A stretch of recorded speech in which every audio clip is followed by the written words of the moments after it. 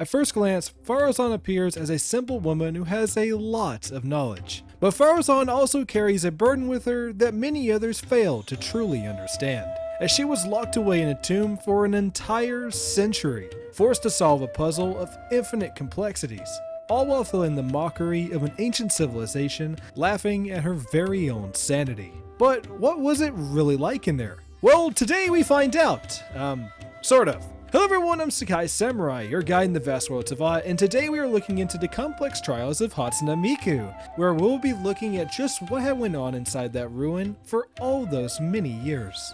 So, what happened in there? And why did she end up trapped here in the first place? Well, truth be told, not even Faruzan really knows. In fact, she admits that the whole mission leading up to her getting lost in the first place is all but mostly just a haze, as it was just so many years. And with the amount of stress and strange visions that she had experienced within the ruin, truly conflicts with what she could even deem as reality.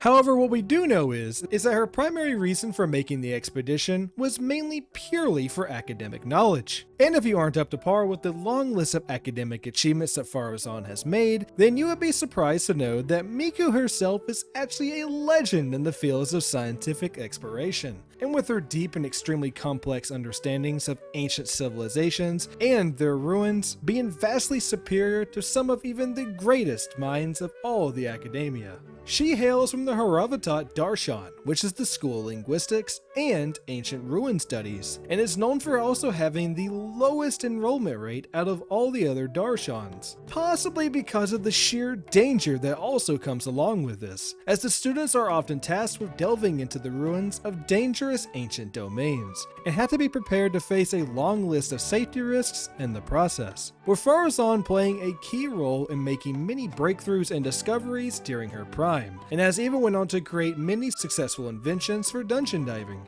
In fact, she has also even had several books published on her in the process. Yet, she would soon learn that all of her accomplishments would do very little to save her, as she would find herself entrapped within a domain that would bend the reality of time itself. Faruzan would soon be lost in a ruin in the middle of... Wait, where was she? Well, not even she knows. The memories leading up to her being sealed within seeming to have faded away from her memory, with the location and the origins of the ruin now seeming as none other than a blur inside of her mind. When Faruzan became trapped inside, she wasn't just doomed to wander aimless hallways and rooms. Instead, she would be sealed in some sort of state of stasis, where her mind would be held captive against her very own will for the next 100 years. However, her body did not seem to evolve nor change, and although time continued to move forward, she did not, as her physical form stayed the same, as well as the need for basic necessities such as food and water seeming to halt along with her consciousness. And even though her body seems to be unaffected, her mind, however, would forever see immense trauma. As if trapped inside of her very own subconsciousness, she would be left in a domain full of an infinite amount of text and mechanisms. The walls would be full of strange devices that seemed to mock her for her ignorance. Now that she was trapped inside, Faruzan would expend all of her immense ancient knowledge onto these very walls. However, her frustrations would only now begin to worsen, as no matter how hard she tried to decipher and understand what this strange text said, nothing would make any sense. She would soon be buried in mountains of paperwork, full of scribbles and really just endless babble at trying to understand the near endless amount of confusing text, eventually finding her laying in the middle of the scattered manuscripts, completely defeated, staring with a blank expression, with a mind viciously overworked, onto the ceiling of the room, where she haphazardly gazed at the words above her. These rows of text were absolute torture to her. They were laughing at her, twisting and belittling her for everything she had worked so hard to become.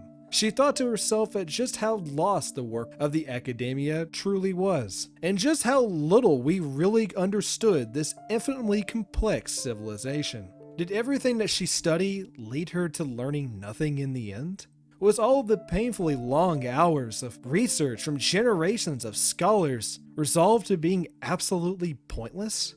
Even with all these troubling thoughts, and in the face of hopelessness, she still continued to carry onwards, grabbing a stone from off the floor and then beginning to carve into the walls in an effort to continue to decipher the endless puzzle. She thought to herself, as long as there was life, there would be hope. What was unknown today could be known tomorrow. Civilizations that existed could only continue to move forward. Solutions unreached by the people of today would be uncovered by those who would come after her. Even if this would become the end of her story, she knew that at the very least that her work could be used as some sort of source for the next doomed soul who would become trapped in her place. And after all, what's the true spirit of research if there wasn't any risk?